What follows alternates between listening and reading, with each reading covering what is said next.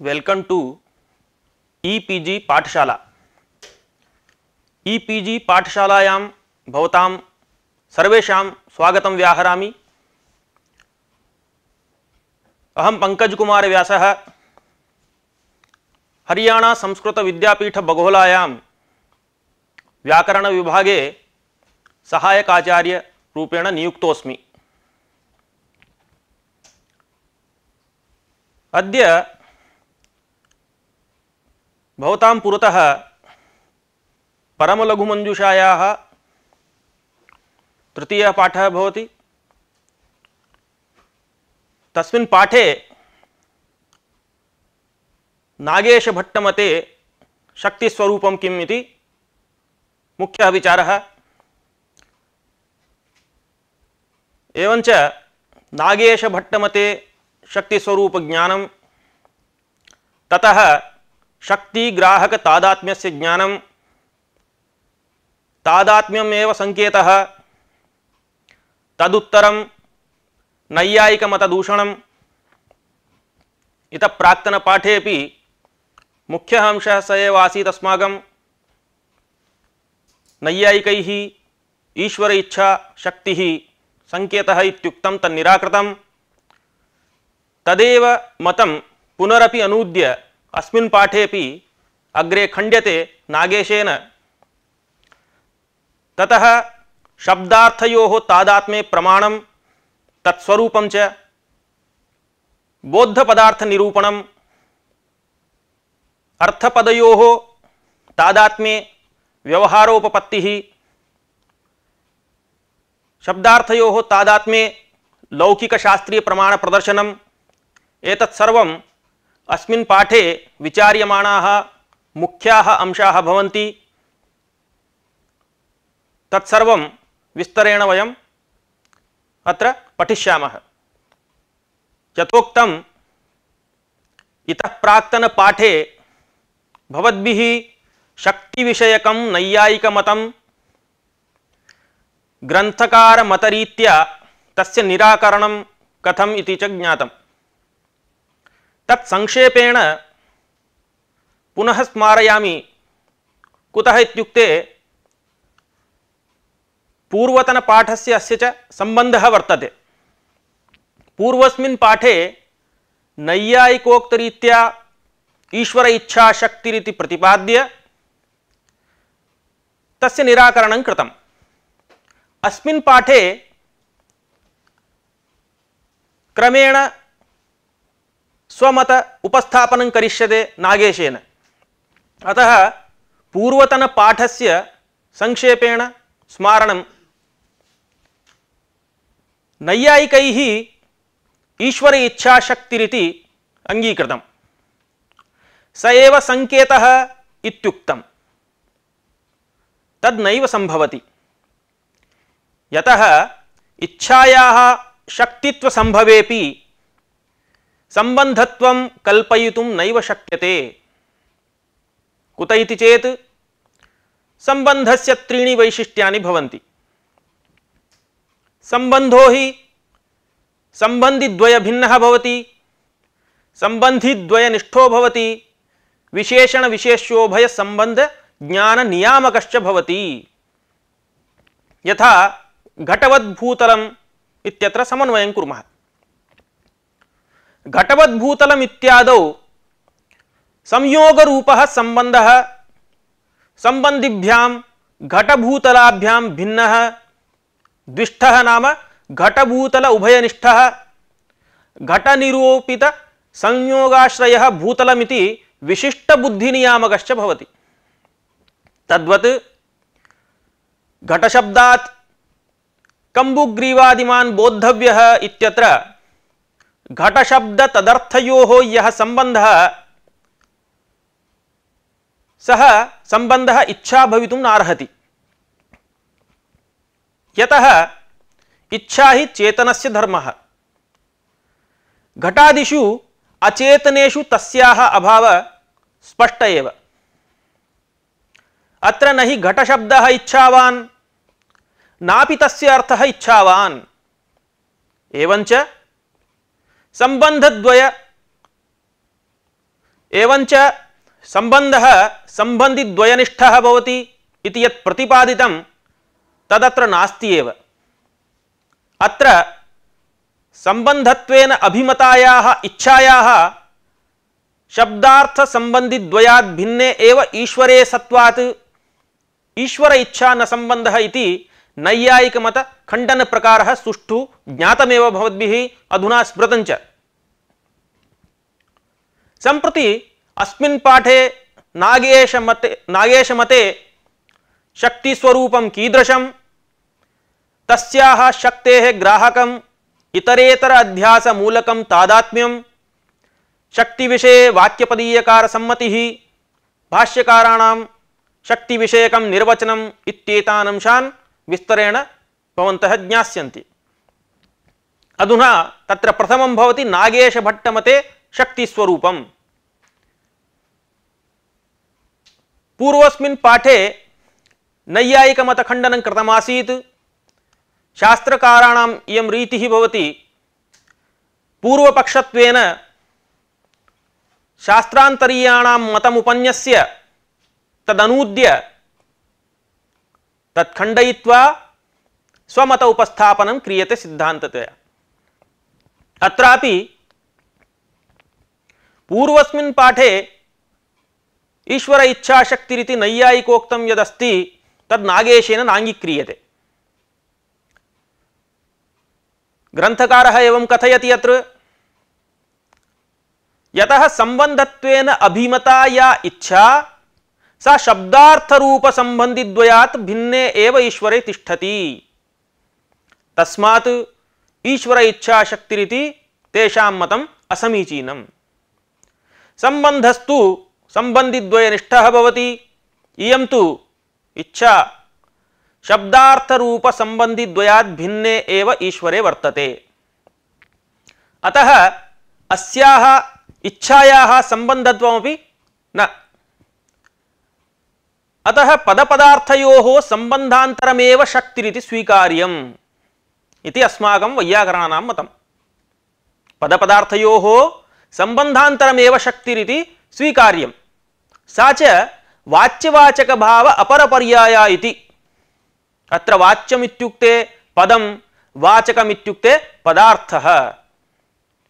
अत्रेदं ज्ञातव्यम् यद्वाच्यत्वं नाम न बोधविषयत्वरूपं नापि वाचकत्वं बोधजनकत्वरूपमिति, अपितु अखण्डोपाधिरूपं पदार्थान्तरमेव वाच्यवाचकत्वे वर्तेते।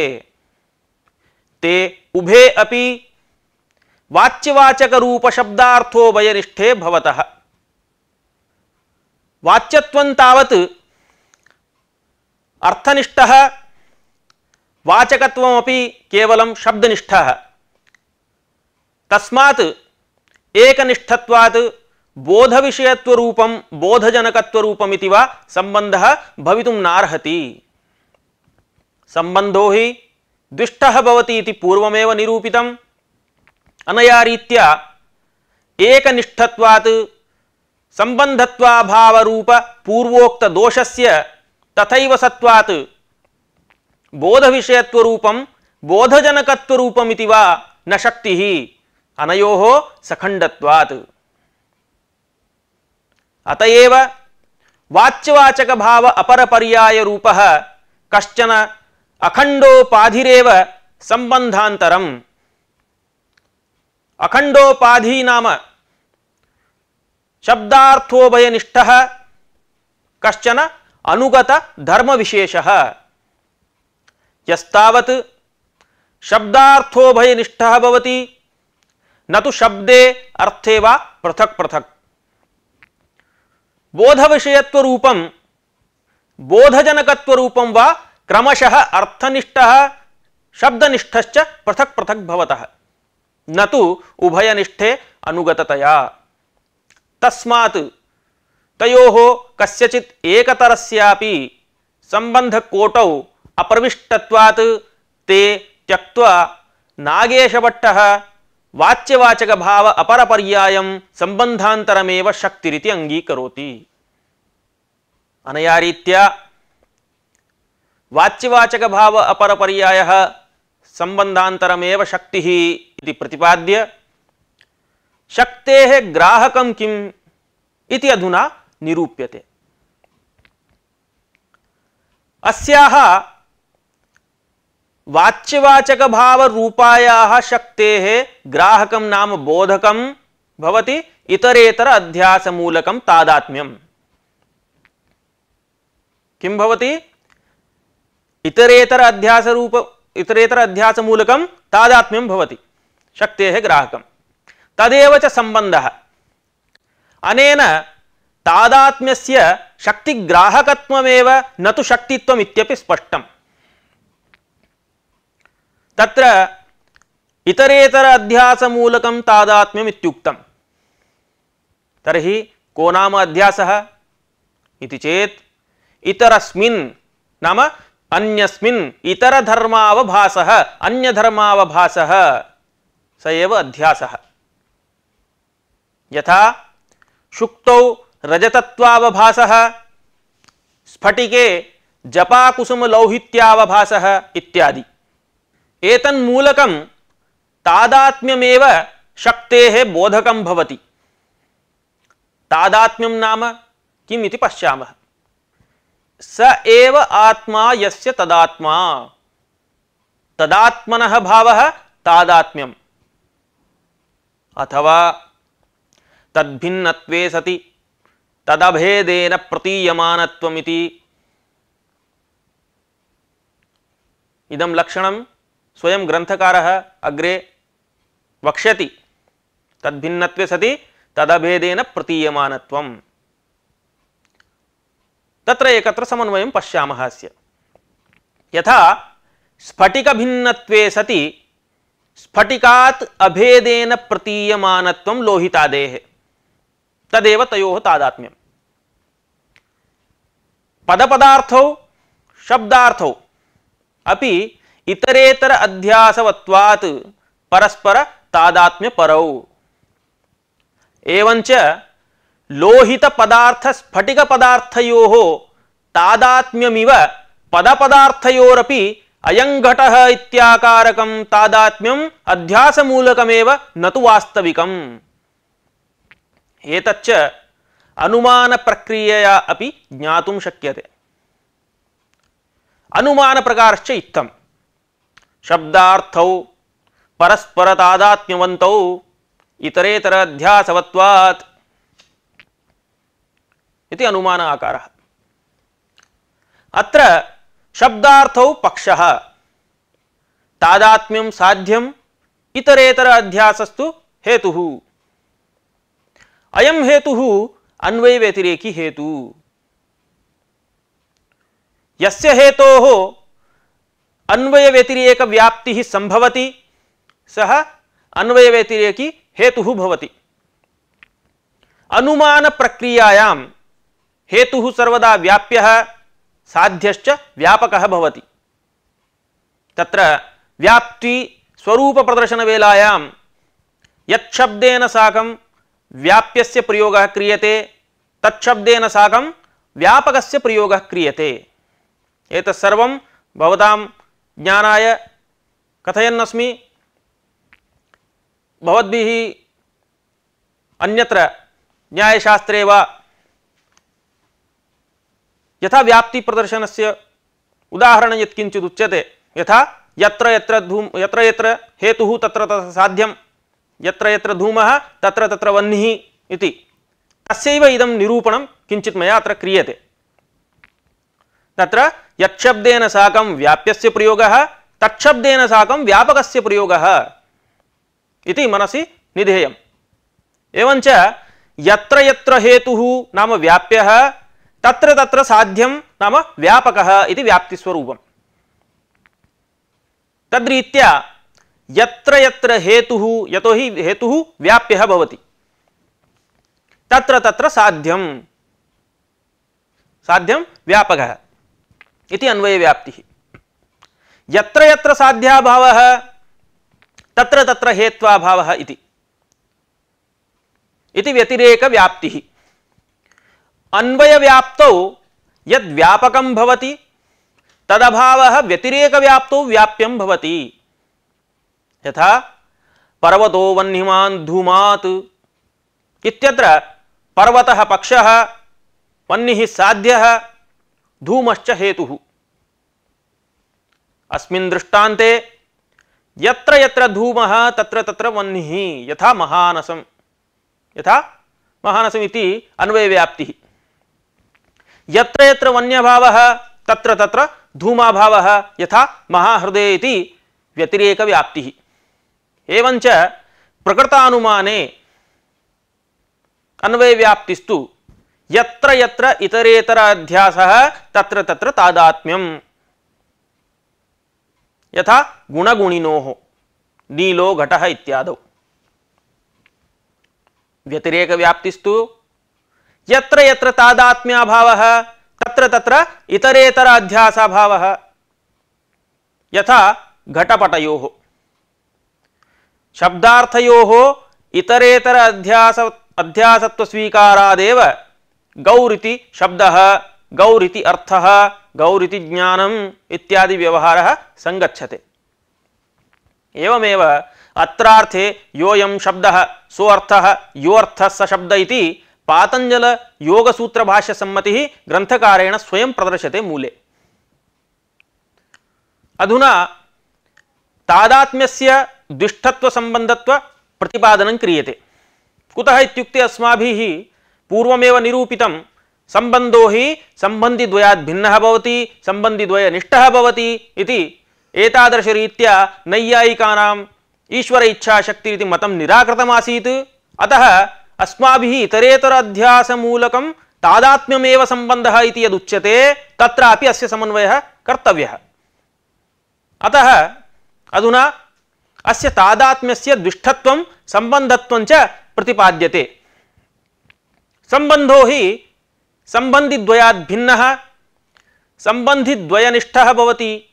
तदनुसारेण इदं तादात्म्यमपि उभयनिरूपित तादात्म्यवान् उभयः इति अर्थपदयोः व्यवहारात् दुष्टमिति संबंधः इति च सिद्ध्यति।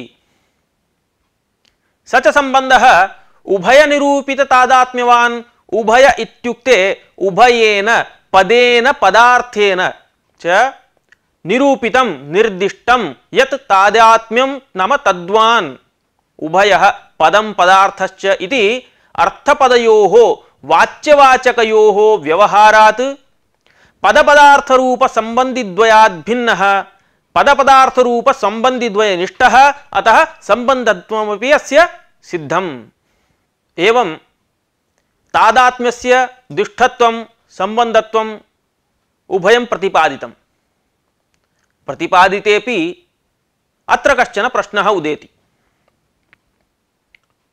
तादात्म्यस्य दुष्टत्वे संबंधत्वे सिद्धे सत्यपि तस्य शक्तेः संबंधत्वे किं नियामकम् इति प्रश्नः।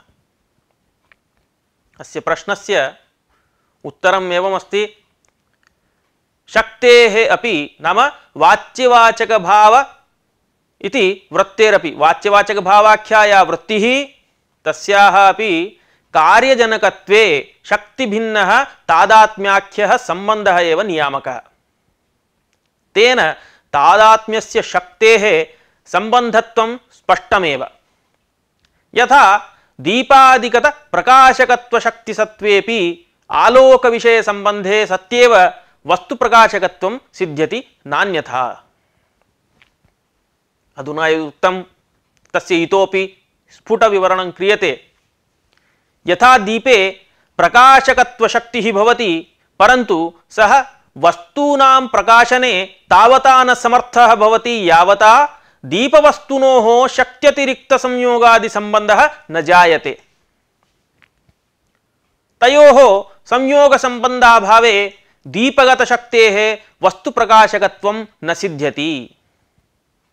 यथा कस्मिंश्चित् प्रकोष्ठे कानिचन वस्तूनि सन्ति, दीपस्तु अपरस्मिन् प्रकोष्ठे वर्तते, तर्हि एतेषां वस्तूनां दीपस्य च परस्परं संयोग संबंधत्व भावात् उभयोः संयोगः नास्ति।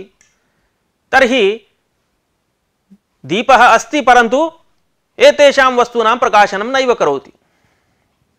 तदेव उच्यते एवञ्च तस्याः दीपगतशक्तेः यत् कार्यं नाम फलम् इत्युक्ते वस्तुप्रकाशनं दर्शनं वा तादृशफलजनकत्वं तदैव भवति यदा दर्शनादेः ये विषयाः घटपटादयः तैः सह शक्तेः संयोगादिसम्बन्धः जायते। संयोगादिसम्बन्धाभावे तु न तस्याः शक्तेः प्रकाशकत्वमिति अनुभवसिद्धोऽयं विषयः। तद्वत् घटशब्दादिकदशक्तेरपि शाब्दबोधरूपकार्यजनने सम्बन्धसत्त्वे एव अर्थबोधकत्वं नान्यथा।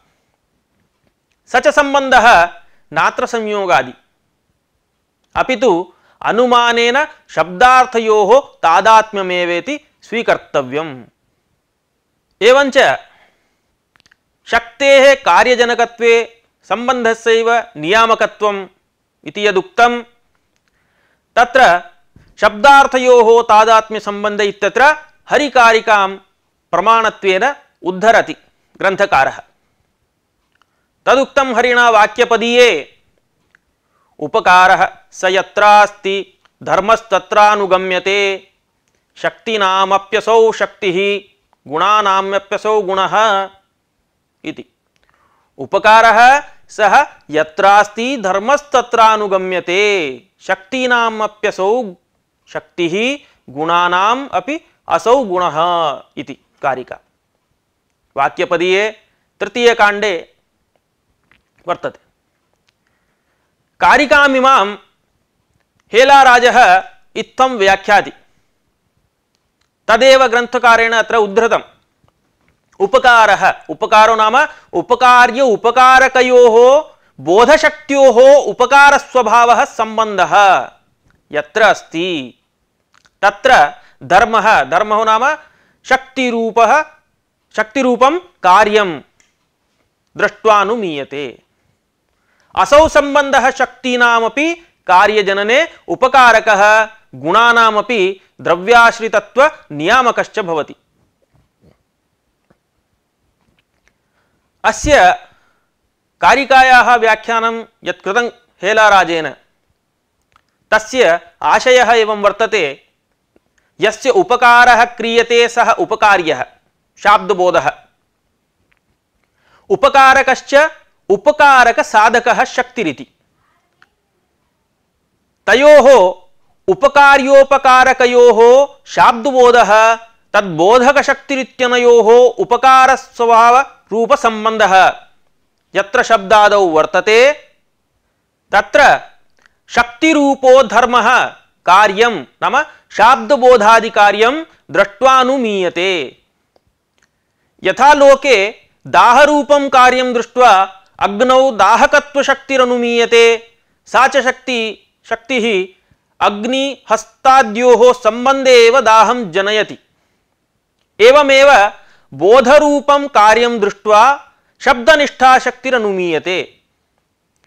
तत्र पदपदार्थयोः तादात्म्यरूपसम्बन्धः नियामकः इति भावः। असौ सम्बन्धः एव शब्दादिनिष्ठानां शक्तीनामपि शाब्दबोधादिकार्यजनने शक्तिः उपकारकः एवमेव रूपरसादीनां गुणानामपि द्रव्याश्रितत्व नियामकः इत्युक्ते गुणाः द्रव्याश्रिताः भवन्ति गुणगुणिनोश्च समवायः भवति इत्यस्य नियामको भवति। अनया रीत्या तादात्म्यस्य कार्यजनकत्वम् इत्येतत् सर्वम् उपपाद्य पदपदार्थयोरिव वाक्यवाक्यार्थयोरपि तादात्म्यसम्बन्धः भवति इति अधुना निरूप्यते। इतः पूर्वं पदपदार्थयोः तादात्म्यसम्बन्धः इति निरूपितम्। अधुना वाक्यवाक्यार्थयोरपि तादात्म्यं भवति इति निरूप्यते।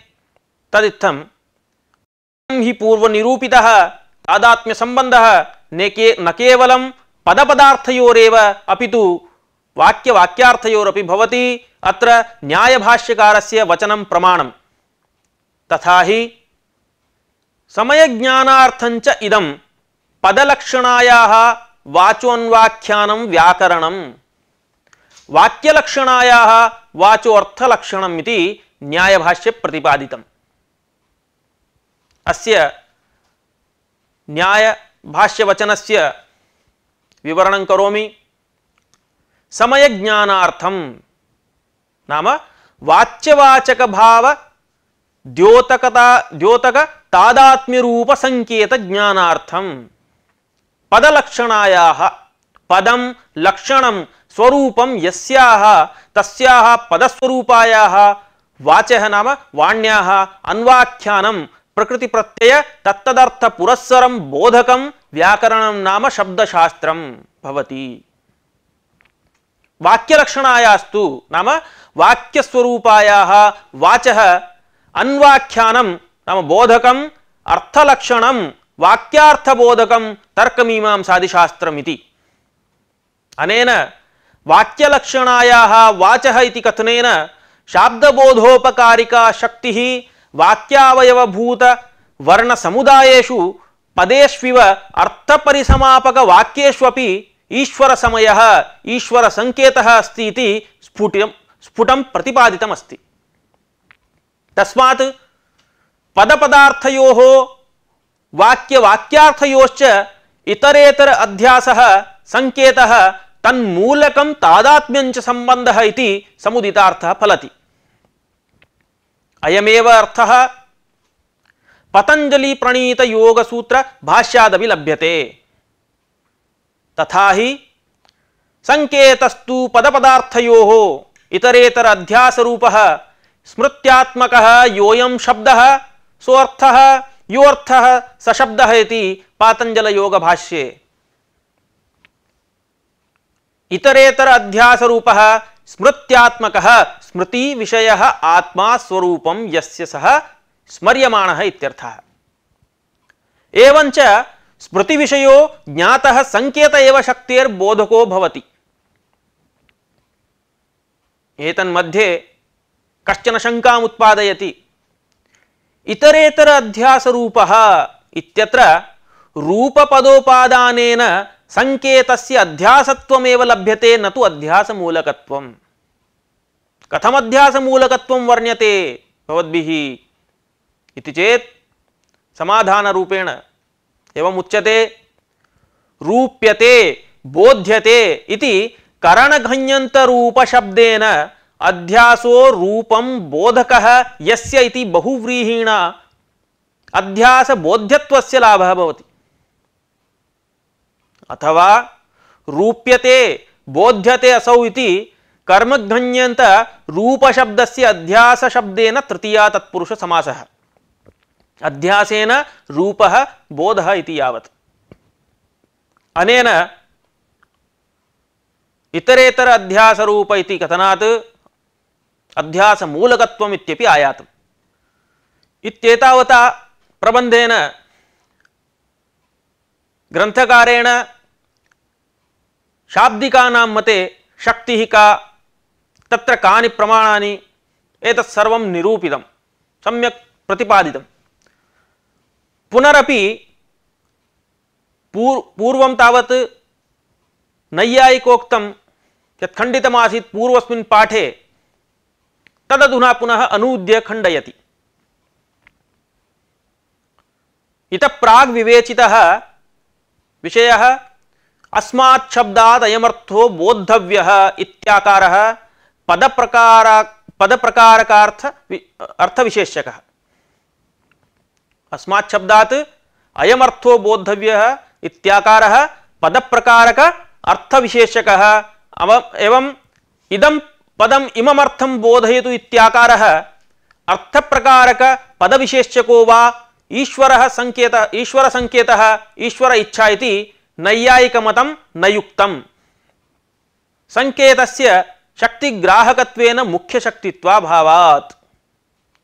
यतः अयमेतत् शक्यः इत्युक्ते अयमर्थः एतत् पदस्य शक्यः, अत्रास्य शक्तिः। अस्मिन्नर्थे अस्य पदस्य शक्तिः इत्याकारकः संकेतः शक्त्यपेक्षया भिन्नरूपेण प्रसिद्धः। संकेतः शक्त्यपेक्षया भिन्नः इत्यत्रार्थे न्यायवाचस्पत्योक्तिं प्रमाणत्वेन प्रदर्शयति ग्रंथकारः। तत्र कथयति मूले सर्गादिभुवां महर्षि देवतानां ईश्वरेण साक्षादेव कृतः संकेतः तद्व्यवहाराच्च अस्मदादीनामपि सुग्रहः संकेतः इति न्यायवाचस्पत्ये सामयिकः शब्दार्थ प्रत्ययः इति सूत्रे उक्तम्। अस्य अर्थः एवं भवति सर्गादिभुवां सृष्टेः प्रारंभकाले गृहीतजन्मनां महर्षि देवतानां ईश्वरेण अस्यायं वाचकः अस्मादयं बोद्धव्यः इति साक्षादेव कृतः संकेतः तद्व्यवहाराच्च अस्मदादीनामपि सुग्रहः सुबोधः सुलभो वा संकेतः इति। योगवाचस्पत्येपि समानतया वचनम् उपलभ्यते। सर्वे च शब्दाः सर्वार्थाभिधान समर्थाः इति सर्वैः अर्थैः सर्वेषां शब्दानां संबंधः ईश्वर संकेतस्तु प्रकाशकः इति। एवञ्च अस्मात् पदात् अयमर्थो बोद्धव्यः इदं पदम् इममर्थं बोधयितु इत्याकारिक या ईश्वर इच्छा अथवा ईश्वर संकेतः शक्तिरिति स्वीकृतं तत् अनया रीत्या एताभिः उक्तिभिः निराकृतम्। अधुना तादात्म्यस्य निरूपकत्वेन आश्रयत्वेन च संज्ञाविशेष निरूपणं क्रियते। पदपदार्थयोः तादात्म्य संबंधः निरूपितः। तस्य निरूपकत्वेन आश्रयत्वेन संबंधविशेषेण संज्ञाविशेषः कः इति अधुना निरूपयामि। तादात्म्यस्य निरूपकत्वेन विवक्षितः अर्थः शक्यः। तादात्म्यस्य निरूपकत्वेन विवक्षितः अर्थः शक्यः, आश्रयत्वेन विवक्षितः शब्दः शक्तः इति। एवञ्च शब्दार्थयोः तादात्म्यस्य संज्ञाविशेषः उक्तः। शक्यः कः, शक्तः कः इति। सम्प्रति शब्दार्थयोः तादात्म्ये लौकिकं प्रमाणमपि अस्ति, शास्त्रीयं प्रमाणमपि अस्ति इति प्रदर्श्यते। तत्र आदौ अनयोः पदपदार्थयोः तादात्म्ये लौकिकव्यवहारोऽपि प्रमाणम्। अत एव लोके श्लोकमशृणोत् अथ अर्थं शृणोति अर्थं वदति इति एतादृशः अध्यासात्मकव्यवहारः दृश्यते। श्लोकं नाम शब्दरूपं श्लोकं श्रुतवान्, श्लोकम् अशृणोत् इत्यत्र शब्दरूपं श्लोकं श्रुतवान्, ततः अर्थं शृणोति अर्थं वदति इत्यादि व्यवहारः तदानीमेव संगच्छते यदा शब्दार्थयोः तादात्म्यं स्वीक्रियते। अन्यथा तयोः तादात्म्याभावे शब्दस्यैव श्रावण प्रत्यक्ष विषयत्वात् अर्थस्य श्रवणं कथमपि न युज्यते। एवमेव उच्चारण विषयोपि शब्द एव भवति, तथापि अर्थे शब्दत्वम् आरोप्य अर्थं वदति इति व्यवहारः क्रियते। अनेन स्पष्टं यत् लोकेपि पदपदार्थयोः तादात्म्यं स्वीकृत्य अध्यासात्मकः व्यवहारः क्रियते। इदं तु आसीत् लौकिकं प्रमाणं। शास्त्रे अपि शब्दार्थयोः तादात्म्य विषये प्रमाणं वर्तते। तत् किम् इत्युक्ते ओमित्येकाक्षरं ब्रह्म रामेति द्व्यक्षरन्नाम मानभङ्गपिनाकिनः वृद्धिरादैच् इति शक्तिग्राहक श्रुतिस्मृति विषये सामानाधिकरण्येन प्रयोगश्च शब्दार्थयोः तादात्म्यं सूचयति। अस्य अयं भावः। ओमित्येकाक्षरं ब्रह्म इत्यत्र ओम् इति वर्णपर्यायः, स च ब्रह्म इत्यस्य वाचकः। न तु तद्वर्ण एव ब्रह्म, तथापि वर्णमात्रे ब्रह्मत्वम् आरोप्य सिद्धमिदं शब्दार्थयोः तादात्म्यम्। एवमेव रामेति द्व्यक्षरन्नाम इत्यादावपि राम इति शब्दे तद्वाच्यस्य दाशरथेः रामस्य आरोपादेव पिनाकिनः मानभङ्गस्य सम्भवः। अपि च व्याकरणशास्त्रे अस्माकं पाणिनि महर्षिणा वृद्धिरादेच् इति सूत्रे आकार ऐकार औकार वर्णानां वृद्धिसंज्ञा विहिता। तच्च वृद्धेः आ ऐ औ इति वर्णानां परस्परं तादात्म्येनैव सिद्ध्यति नान्यथा। आकारः वृद्धिसंज्ञकः भवति, ऐकारः वृद्धिसंज्ञकः भवति, औकारः वृद्धिसंज्ञकः भवति इति तादात्म्यनेव तादृश व्यवहारः उपपादयितुं शक्यः। अनेन लौकिकेन शास्त्रीय प्रमाणेन च सिद्धं शब्दार्थयोः तादात्म्यम्।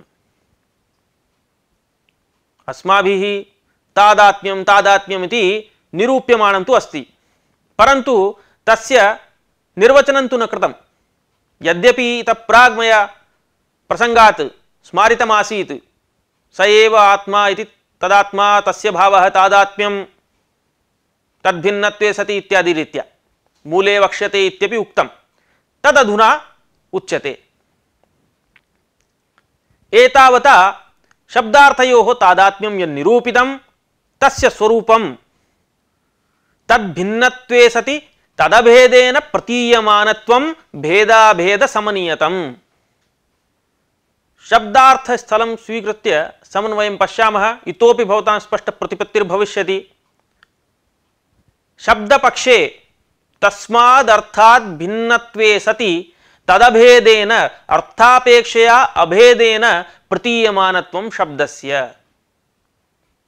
एवमेव अर्थपक्षे तस्मात् शब्दात् भिन्नत्वे सति शब्दापेक्षया अभेदेन प्रतीयमानत्वं अर्थस्य। तच्च भेदाभेद समनीयतम्। भेदे अभेदे च समान रूपेण नियत भावः तस्य तादात्म्यस्य इति भावः। अत्र भेदाभेदयोः अत्यन्तं विरोधात् कथं भेदाभेद समनीयतत्वं तादात्म्यस्य इति तु न शङ्कनीयम्। यतः अभेदस्य अध्यस्तत्वात् नाम आरोपितत्वात् न उभयोः विरोधः। तत्र अस्माभिः आरोपमात्रं क्रियते, वास्तविकं नास्ति तत्र। अतः अभेदस्य अध्यस्तत्वात् भेदाभेद समनीयतत्वं तादात्म्यस्य इति यदुक्तं तत्र कोऽपि विरोधः नास्ति। अत्र तार्किकाः मध्ये एकं दोषम् उद्भावयन्ति। शब्दार्थयोः तादात्म्य स्वीकारे तदाश्रितानि कार्याण्यपि प्रसक्तानि भवेयुः। यथा कश्चिन् मधुशब्दम् उच्चारयति चेत् तस्य मुखे माधुर्य रसास्वाद प्रसंगः, एवमेव वह्निशब्दोच्चारणे तु मुखे दाहापत्ति प्रसंगश्च स्यात् इति दोषः।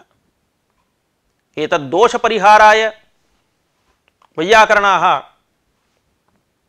कथयन्ति तादात्म्ये भेदाभेदयोः पूर्वमेव अस्माभिः उपपादितत्वात्, नाम वस्तुतः भेद एव तत्र अभेदस्तु आरोप्यते इति प्रागेव निरूपितम् अस्माभिः।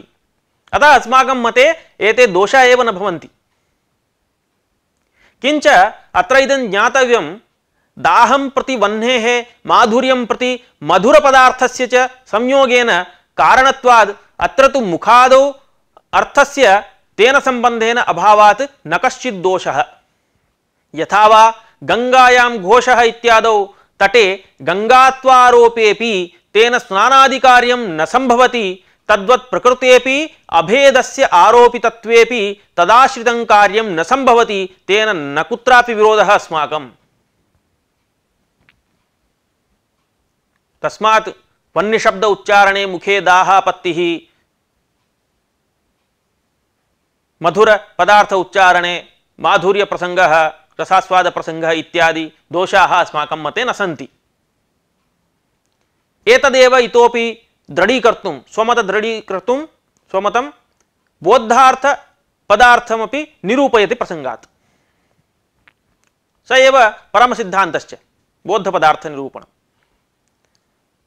तत् कथयति नागेशः, वस्तुतस्तु बौद्ध एव शक्यः, पदमपि स्फोटात्मकमेव प्रसिद्धम् इत्यनया रीत्या परमसिद्धान्तत्वेन बोधपदार्थं निरूप्य नैयायिकोक्तां शङ्कां निवारयति।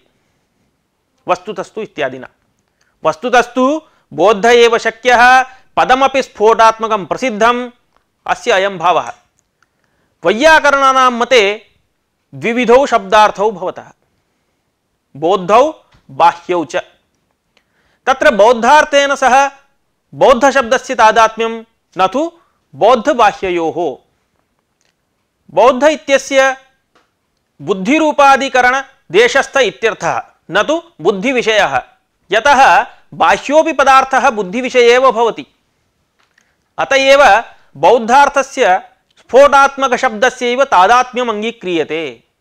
तेन बौद्धे वह्न्यादावर्थे दाहादिशक्तिमत्वाभावात् दाहरूपकार्य अदर्शनात् दाहजनिकायाः शक्तेरपि अभावः कल्प्यते। तर्हि एतादृशरीत्या पदार्थस्य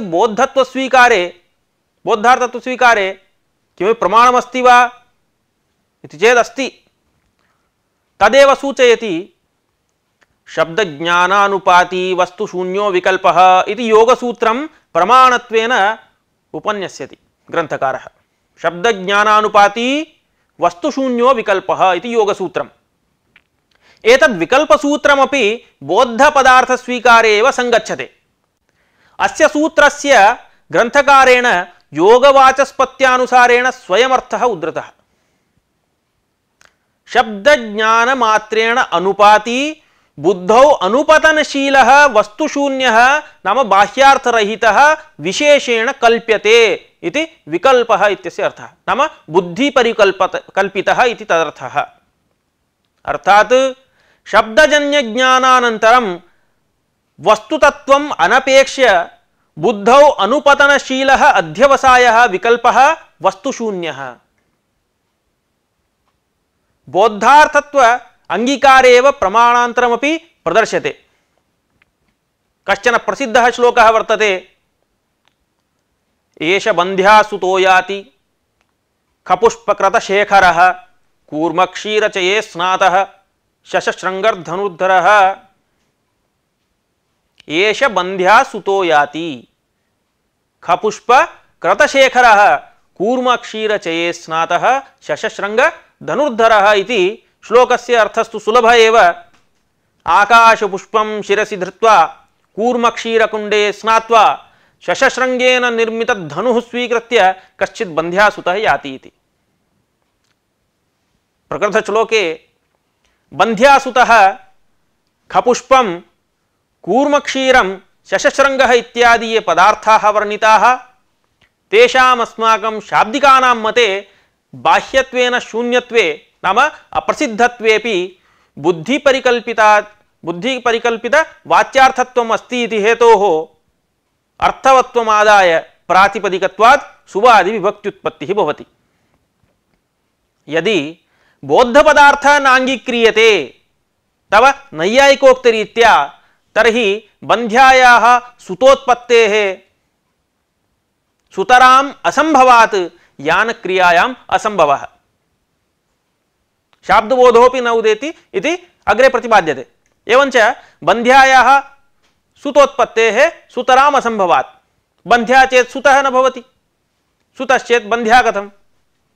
अतः एवमेव आकाशे पुष्पाणाम् अभावात् कूर्मपत्नीनां कच्छपीनां क्षीरस्य असंभवेन तत्समुदाये स्नान असंभवात् शशस्य शृङ्गाणामेव अभावात् तन्निर्मित धनुषोऽपि असंभवाच्च। एतादृशानां कस्याप्यर्थस्य असंभवेन प्रातिपदिकत्वं न स्यादेव, तदभावे च विभक्त्युत्पत्तिरपि न इत्यपि बोध्यम्। अत्र चित्रमाध्यमेन भिन्न भिन्न शास्त्रकाराणां शशशृङ्गादिस्थले किं मतमिति प्रस्तूयते। तद्दृष्ट्वा भवद्भिः सर्वं ज्ञातुं शक्यते कस्य मते शशशृङ्गादि ये पदार्थाः सन्ति तेषां किं किं मतमस्ति। यथा वैयाकरणाः बौद्धार्थत्वं स्वीकुर्वन्ति, प्राचीननैयायिकाः असद्बुद्धिसिद्धं, वैशेषिकाः अभूतं नाम अभावः, उदयनाचार्यः अपार्थकमिति, नव्यनैयायिकाः तत्र गदाधरभट्टाचार्यः शशे शृङ्गत्वाभावः, जगदीशस्तु सार्थकः अयोग्यः इति, प्राभाकराः अभावः नाम पदार्थभिन्नः, मीमांसकभाट्टाः अभावो नाम अनुपलब्धेः शशशृङ्गस्य इति, सांख्यास्तावत् अत्यन्ताभावः असत् इति, विज्ञानमिति बौद्धाः, अत्यन्तासत् इति श्रीहर्षः खण्डनकारः, असत् इति द्वैतवेदान्तिनः, तुच्छम् अप्रामाणिकमिति अद्वैतवेदान्तिनः, विकल्पः इति योगिनः। तत् स्वीकृत्य अस्माभिः अधुना प्रतिपादितं वस्तुशून्यो विकल्पः इत्यादि सूत्रेण। एवञ्च अस्मिन् चित्रे स्पष्टम् अस्ति शशशृङ्गादि विषये विभिन्न शास्त्रकाराणां मतानि, तद्भवन्तः अपि दृष्ट्वा समालोचयन्तु। एतन्माध्यमेन भवन्तः ज्ञातुं प्रभविष्यन्ति सर्वेषां मतानि। ग्रन्थे यद्यपि न समेषां मतानि उद्धृतानि ग्रन्थकारेण, तथापि भवतां सौकर्याय चित्रमिदं प्रस्तूयते।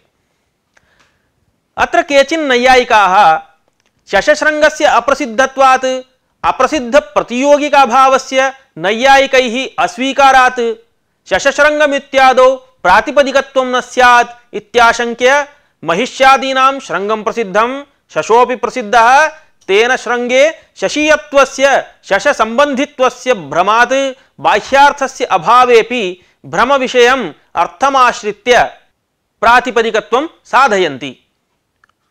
नैयायिकैः यस्य अभावस्य प्रतियोगी अप्रसिद्धः तादृश अभावः नाङ्गीक्रियते। यथा घटाभावे घटः प्रतियोगी स च प्रसिद्धः, अतः घटाभावस्तु स्वीक्रियते, परन्तु शशशृङ्ग एव अप्रसिद्धः तर्हि तस्य अभावोऽपि अप्रसिद्धः इति अभिप्रायेण अप्रसिद्धप्रतियोगिकाभावस्य नाङ्गीकरणम् इति नैयायिकैः उक्तम्। अस्तु, प्रकृते कैश्चित् नैयायिकैः यया रीत्या प्रातिपदिकत्वं साधितम् अप्रसिद्धपदार्थस्थले तन्न युक्तमिति स्वमतेन तादृशरीत्या प्रातिपदिकत्वसाधने आपत्तिं प्रकटयति वैयाकरणः। भवदुक्तरीत्या अत्र शृङ्गे शशीयत्वभ्रमः इत्यादिना निर्वाहः कर्तुं न शक्यते। कुत इति चेत् शशशब्दवाच्यस्य जन्तुविशेषस्य दर्शनरूपबाधसत्वेन तदभावस्य वक्तुमशक्यतया एकदेशस्य अभावस्य आनर्थक्येन तद्विशिष्टस्य शशविशिष्टस्य शृङ्गस्यापि अर्थवत्वाभावात् प्रातिपदिकत्वं न सिद्ध्यति। अत्र अभावः एकदेशः, यतोहि शशशृङ्गाभाव इत्युक्तं खलु, तत्र शशशृङ्गः एकः एकदेशः, अपरः भागः अयं भवति अभावः इति।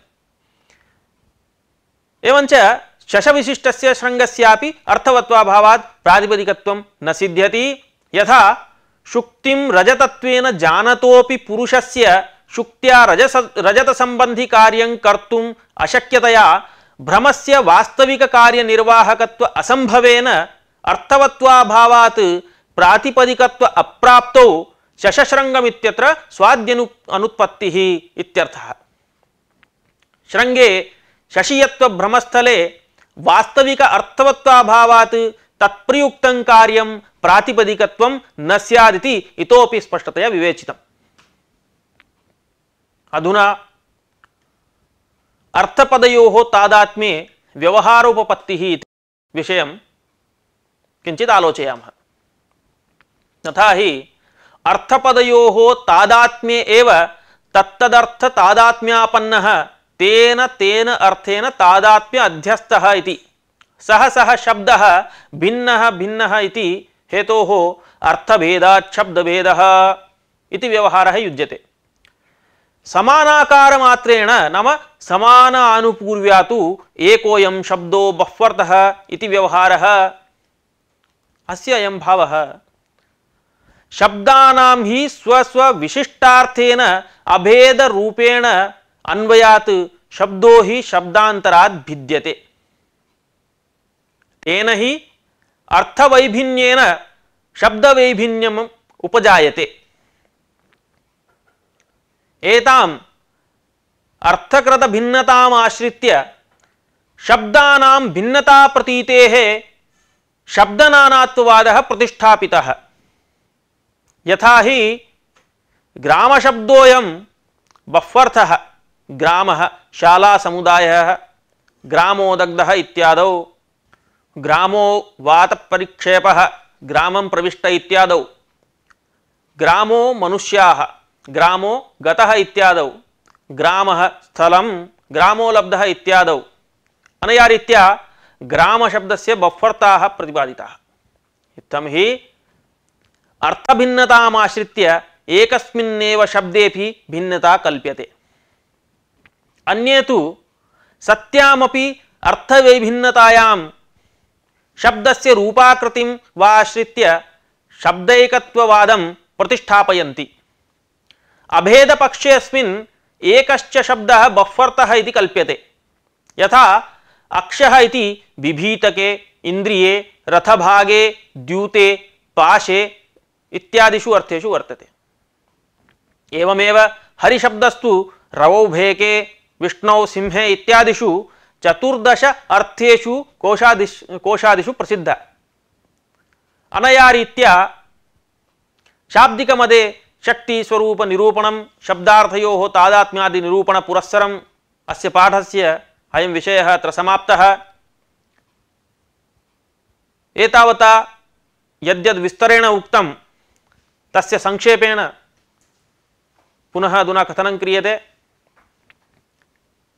नागेशभट्टमते शक्तिस्वरूपं तच्च पदपदार्थयोः इतरेतर अध्यासरूपं तादात्म्यं तस्याः शक्तेः ग्राहकम् अपि तादात्म्यं तादात्म्यस्य दुष्टत्व संबंधत्व प्रतिपादनं शब्दार्थयोः तादात्म्य संबंध इत्यत्र हरिकारिका प्रमाणं पदपदार्थयोरिव वाक्यवाक्यार्थयोरपि तादात्म्य संबंध निरूपणं शक्ति विषयक नैयायिक मतदूषणं तादात्म्यस्य निरूपकत्वेन आश्रयत्वेन संज्ञा विशेष निरूपणं शब्दार्थयोः तादात्म्ये लौकिक प्रमाणस्य शास्त्रीय प्रमाणस्य च प्रदर्शनं तादात्म्य स्वरूपं तच्च तद्भिन्नत्वे सति तदभेदेन प्रतीयमानत्वं तस्य शब्दार्थस्थले समन्वयः ततः बोद्धार्थ निरूपणं बोद्ध पदार्थांगीकारे प्रमाण प्रदर्शनम् अर्थपदयोः तादात्म्ये अयं शब्दः अर्थभेदात् भिन्नः इत्यादि व्यवहारोपपत्ति इत्येते विषयाः विस्तरेण अस्मिन् पाठे अस्माभिः प्रतिपादिताः भवद्भिः ज्ञाताश्च। समाप्तोऽयं पाठः। शुभं भूयात्।